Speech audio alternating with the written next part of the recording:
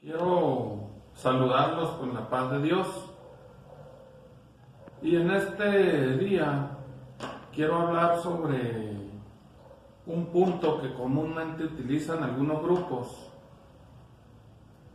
de un texto que dice que Dios exaltó a Jesús a lo sumo y que su nombre sería sobre todo nombre. Es importante que entendamos este texto, al menos mi punto de vista, difiere un poco de ellos, porque descartan el texto que viene en Mateo 28, versículo 19, donde dice: por tanto, id y doctrinad a todos los gentiles, bautizándolos en el nombre del Padre, del Hijo y del Espíritu Santo. Ellos dicen que se debe hacer nada más en el nombre de Jesús. Cuando aquí se habla que todo debe ser en el nombre de Jesús, es porque Dios le otorgó esa facultad. Si nosotros vemos ese texto que mencioné ahorita, allá en Filipenses, capítulo 2, versículo 9, dice: por lo cual Dios también le ensalzó a lo sumo y dióle un nombre que es sobre todo nombre. Mi pregunta es: ¿quién es el que lo exaltó? Dice aquí que es Dios. Entonces aquí hay que analizar esta diferencia que existe. Si nosotros nos fijamos, cuando el ángel Gabriel fue a María, allá en Lucas capítulo 1, versículo 32, le dice que este sería grande, que sería hijo del Altísimo y que heredaría el trono de David su padre. Entonces yo pregunto, ¿por qué Dios lo exaltó? ¿Por qué Dios lo puso sobre todo nombre?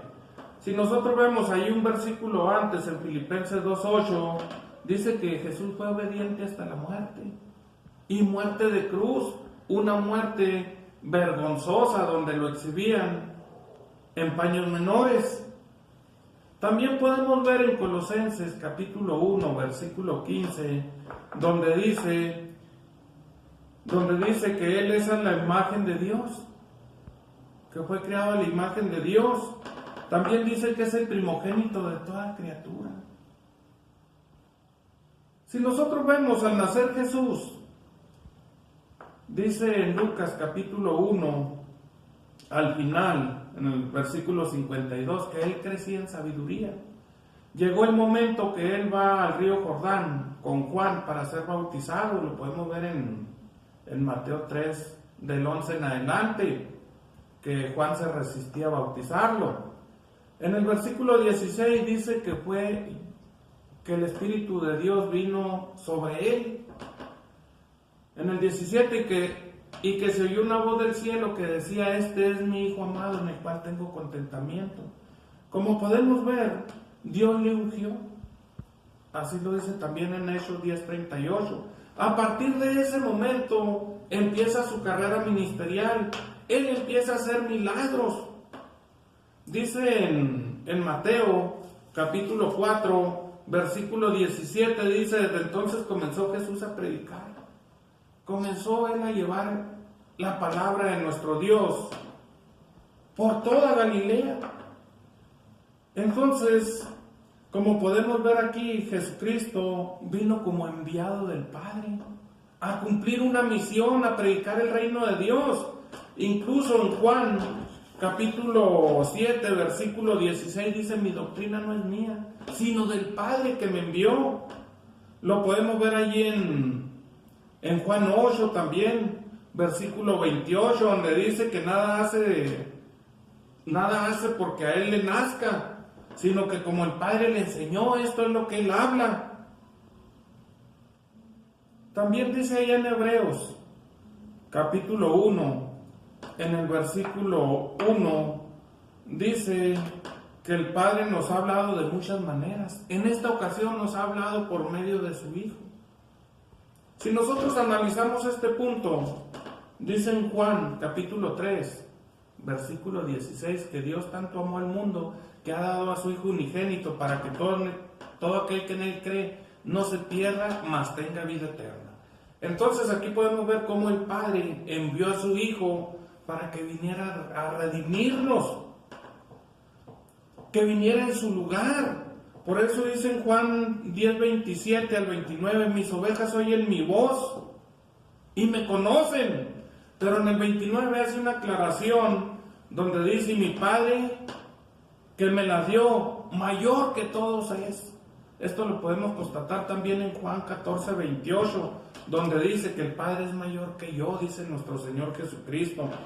Entonces, ¿por qué Jesús da esta declaración? ¿Por qué creen ustedes que Jesús da esta declaración? Dice que nadie puede hacer estas cosas si Dios no fuere con él. En Filipenses capítulo 2, versículo 6, Jesucristo, aun siendo en forma de Dios, no usurpó ser igual a Dios.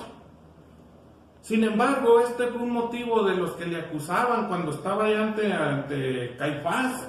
Lo podemos ver en Mateo 26, versículo 63, donde le preguntan, te conjuro por el Dios viviente, no digas si tú eres el Cristo, el Hijo de Dios. Jesucristo le dijo, tú lo has dicho. Vemos que inmediatamente rasgan sus vestidos y dicen, ¿qué más buscamos para que este hombre sea crucificado? Entonces, pues nosotros vemos que le llevaron a nuestro Señor Jesucristo a la muerte, pero fíjese muy bien en un detalle que hace después de que Él resucita.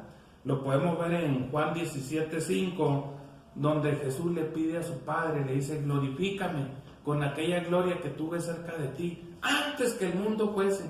Como podemos constatar, Jesús ya existía desde antes. Incluso lo podemos ver allá en Proverbios 8, del 27 en adelante. Dice que cuando formaban los cielos, allí estaba Él. Ahora, yo podría hacer una pregunta que viene allá en Hebreos, donde dice, ¿a cuál de los ángeles dijo Dios jamás, siéntate a mi diestra? Mi hijo eres tú. Entonces, hay muchos detalles donde podemos constatar, donde podemos tener una evidencia de que el Padre y Jesús son una persona, una deidad diferente. Tan es que en Juan capítulo 17, versículo 3 dice, para que te conozcan a ti, al único Dios verdadero y a Jesucristo, hombre. Entonces hay una diferencia muy marcada que también nosotros la podemos ver allí en Apocalipsis capítulo 3, versículo 5. Dice, el que venciere será vestido de vestiduras blancas, y no borraré su nombre del libro de la vida, y confesaré su nombre delante de mi Padre y delante de sus ángeles. Aquí vemos una prueba más de nuestro Señor Jesucristo.